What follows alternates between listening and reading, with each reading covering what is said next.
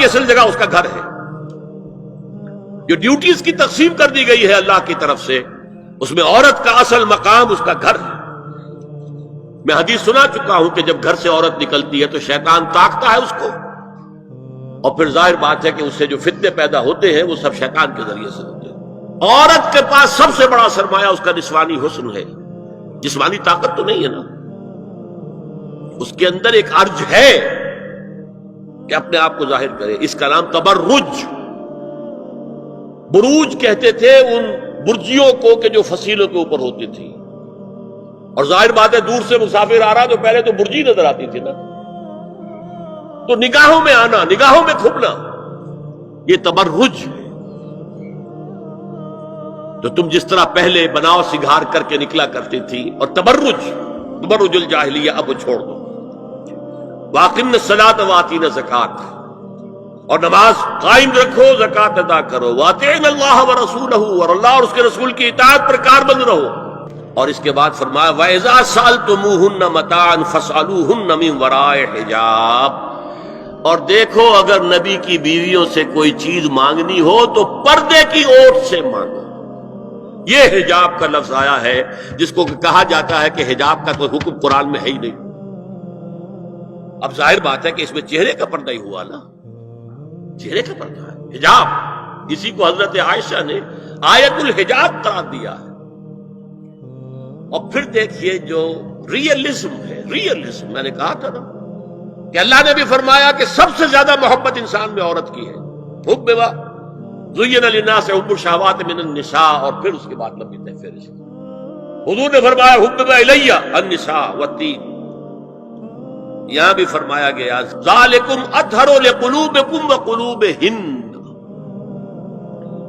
یہ زیادہ پاکیزہ بات ہوگی تمہارے دلوں کے لیے بھی اور ان کے دلوں کے لیے. اگر نبی کی بیوی بے حجاب تمہارے سامنے آ جائے گی تو وہ نبی کی بیوی ہے اور ازواج مطہرات ہونے کی حیثیت سے تمہاری ماں بھی ہے، لیکن ایک عورت بھی تو ہے. اور تم چاہے صحابی ہو، کچھ بھی ہو، تم مرد بھی تو ہو. یہ مرد اور عورت کے درمیان جو کشش ہے یہاں بھی اس کا ساس. نبی کی بیویوں کو بھی یہ نہیں کہا کہ اس سے ماوراء ہے، معصوم تو کوئی نہیں نبی کے علاوہ. وہ تو اللہ کہہ رہا ہے ہم تمہیں پاک کر دینا چاہتے ہیں، پوری طرح پاک کر دینا چاہتے ہیں تاکہ تم تمام خواتین امت کے لیے اسوہ بن جاؤ. فرمایا یہ جو پردے کی اوٹ سے کوئی شے لینا دینا ہے، اس لیے تمہارے دلوں کے لیے بھی زیادہ پاکیزہ بات ہے اور ان کے دلوں کے لیے بھی. یہ ہے اللہ تعالی کا حکم سورہ احزاب کے اندر. اس کے بعد اسی سورہ احزاب میں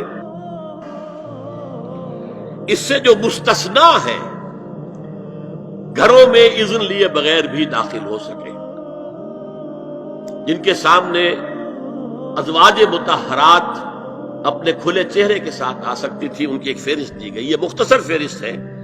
لا جناح علیہن فی آبائہن ولا ابنائہن ولا اخوانہن ولا ابناء اخوانہن ولا ابناء اخواتہن ولا نسائہن ولا ما ملکت ایمانہن واتقین اللہ ان اللہ کان علی کل شیء شہیدا. کوئی حرج نہیں ہے ازواج مطہرات پر ان کے باپوں کے سلسلے میں. ابو بکر آئے تو جائیں سیدھے حضرت عائشہ کے حجرے میں، کون روکے گا؟ اور بیٹوں کے اور ان کے بھائیوں کے اور ان کے بیٹوں کے بھائی بھتیجے اور ان کی بہنوں کے بیٹے یعنی بھانجے. ولا نسائہن، نسائہن اس کو میں چاہتا ہوں نوٹ کریں آپ، اپنی عورتیں، جان پہچان کی عورتیں، اجنبی عورتیں نہیں. اس پر مزید گفتگو ہوگی سورہ نور کے حوالے سے. ولا ما ملکت ایمانہن، اور جو ان کے ملک یمین ہیں. ان میں ایک رائے یہ ہے کہ مراد صرف باندیاں ہیں اور ایک مراد یہ ہے کہ اس میں مرد غلام بھی شامل ہیں. ایک رائے یہ ہے کہ مرد غلام جب تک کہ ابھی وہ بالغ نہ ہو